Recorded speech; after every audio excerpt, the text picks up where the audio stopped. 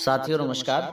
महापुरुषों के जीवन से प्रेरक प्रसंग के क्रम में आज मैं पुनः एक नई कहानी लेकर के आपके समक्ष प्रस्तुत हूं, जो भारत रत्न डॉक्टर बाबा साहब भीमराव अंबेडकर जी के जीवन से संबंधित है। एक बहुत ही रोचक कहानी जो हमें एक प्रेरणा देती है। इससे पहले कि मैं कहानी शुरू करूं, आपसे अनुरोध करना चाहूंगा कि यदि आप हमारे चैनल पर नए हैं तो कृपया चैनल को लाल बटन दबा करके सब्सक्राइब करें और हमारे इस चैनल को शेयर करें और अपनी राय कमेंट में जरूर बताएं।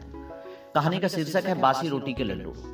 बात तब की है जब परम पूज्य बाबा साहेब दूसरी बार लंदन गए थे, तो उस समय बाबा साहब की आर्थिक स्थिति बहुत ही दयनीय थी। जो कुछ धन था उसमें से कुछ माता रमाबाई को देकर लंदन प्रस्थान किया।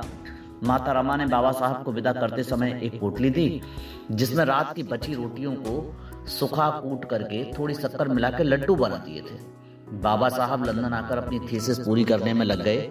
अध्ययन हेतु पूरे दिन लाइब्रेरी में पढ़ते। लंच के समय जब सब लोग कैंटीन जाते थे खाना खाने के लिए, तब भी बाबा साहब पढ़ते रहते। जब देखते कि लाइब्रेरी में कोई नहीं है तो चुपके से कोट की जेब से 2-3 लड्डू निकालकर भूख शांत कर लेते थे। एक अंग्रेज मित्र जो बाबा साहब से बहुत अधिक आत्मीयता रखते थे, बाबा साहब के व्यवहार से बहुत अधिक परेशान थे कि ये साहब हर समय पढ़ते ही रहते हैं, लंच तक नहीं करते, साथ ही नोटिस भी कर रहे थे।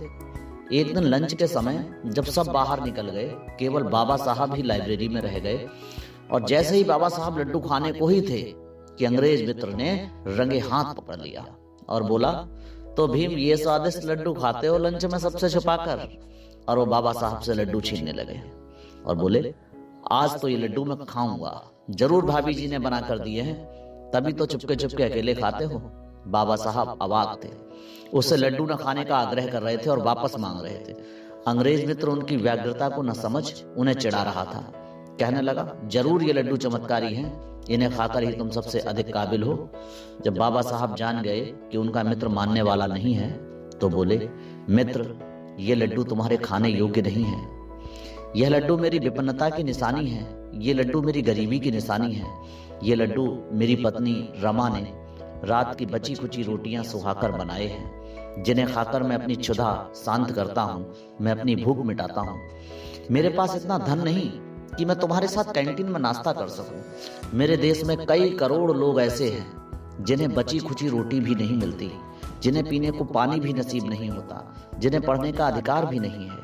मेरा परिवार भी इन्हीं समस्याओं से त्रस्त है। मेरे मित्र, मुझे मौका मिला है तो मैं पढ़कर उनके अधिकारों की जंग लड़ना चाहता हूँ। मैं ज्ञान के अस्त्र से उन्हें बेड़ियों से मुक्त करना चाहता हूँ, इसीलिए दोबारा पढ़ने यहाँ लंदन आया हूँ। बाबा साहब की करुण कथा सुनकर अंग्रेज मित्र की आंखों में आंसू आ गए। आंसू पोंछते हुए बोला कि मैं धन्य हुआ कि इतने महान व्यक्ति की मित्रता का मुझे सौभाग्य प्राप्त हुआ।